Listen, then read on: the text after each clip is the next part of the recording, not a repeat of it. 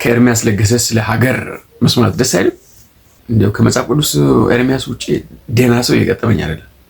ነብይ ኤርሚያስ አለ እዚህ ቤላ የሚገኘው ፕሮፌት አጭቤው፣ ኤርሚያስ ቀለሜ አለ፣ ኤርሚያስ ዋቅጅራ አለ። እኔ ኤርሚያስ የሚባል ሰው ሲገናኝ ሆድ ብቻ ነው የምታየኝ። የፖለቲካ ሀሳቡን መቀያየር አለ። የፖለቲካ ሀሳብ መቀያየር ችግር የለውም። ኮንዘርቫቲቭ የነበረክ ሰው አሁን ሊበራል ልትሆን ትችላለህ። ከዚህ ፊት ራይት ዊንግ ላይ ነበርክ ሰው አሁን ወይ ሴንተር ላይ ልትመጣ ወይም ሌፍት ላይ ልትመጣ ትችላለህ።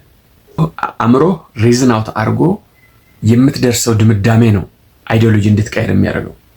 ኤርሚያስ ቲፒኤልኤፍ ሲገባ ሀብታሙ ያለውንም ወደ ቲፒኤልኤፍ መልምሎ ሹመት ሲሰጠው ከዛው ከኢትዮጵያ ሲወጣ እሳት ሲገባ ከእሳት ወደ የሻዕቢያ አክቲቪስት ሲሆን ከሻዕቢያ አክቲቪስትነት ወጥቶ የብልጽግና አክቲቪስት ሲሆን ከብልጽግና አክቲቪስት ድጋሚ ወደ ኋላ ተመልሶ ፋኖ ነኝ አንድ ፋኖ 1000 የኦሮሞ ልዩ ኃይልን ይዘራል ማለት ሲጀምር ኦሮሚማ ምናምን ማለት ሲጀምር አሁን ደግሞ ተገልብጦ የመንግስት አክቲቪስት ሲሆን ይሄ ሰውዬ አእምሮን ተጠቅሞ አሰርቶ ራሱን አፕዴት ያደረገ አይዲዮሎጂካል ለውጥ እያመጣ ነው ወይ ብላችሁ ካሰባችሁ ተሳስታችኋል። ኤርሚያስ የሚገዛበት አንድ ህግ አለ። እሱም ሆድ ይባላል። በሆድ የሚያስቡና በሆድ ብቻ የሚመሩ 4 ሰዎች አሉ። ህይወትን አስጀ ነው በዚህ ማውራው። ኤርሚያስ ለገሰ፣ ደረጃ ሀብተወልድ፣ መሳይ መኮንን፣ ሀብታሙ አያሌው።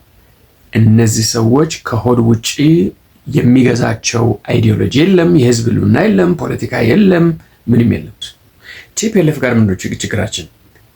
ለኢትዮጵያ ሀሳብ የለውም። ኢትዮጵያ ምንድነው ልታደርግ የምትፈልገው ብዬ ስጠይቀው ቲፒኤልኤፍ መገንጠል፣ መበተን፣ ማፍረስ ፈልጋለሁ ነው የሚለው እንጂ ኢትዮጵያን ገናና ለማድረግ ሀያል ለማድረግ ወደ ባህር ለማውጣት ያጣናቸውን ሂስቶሪክ የኢትዮጵያን ግዛቶች አስመልሳለሁ ብሎ የትግራይ የበላይነትን አመጣለሁ ብል አይ ዶንት ኬር ባልደግፈው እንኳን ቲፒኤልኤፍን አክሰፕት አደርጋለሁ።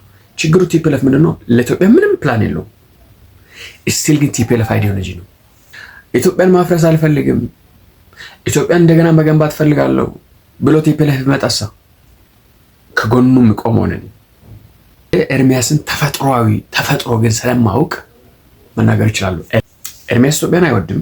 ኤርሚያስ የትኛውም ሃይማኖት የለውም፣ አይዲዮሎጂ የለውም። የሚያመልከውም የሚሰግድለትም የሚገዛለትም ለሆዱ ብቻ ነው። መሳይ መኮንን ብትከፍል ደግሞ ከኤርሚያስ የበለጠ ይተውንልሃል። ደረጃ ሀብተወልድ ደግሞ ከሁሉ በተሻለ ሆዱን እንደዚህ ሆድ ዕቃውን ቀዶ ጨጓራው እንዲያሳይ ሊተውን ይችላል። እነዚህ ሰዎች ስለ ሀገረኛ አንሰው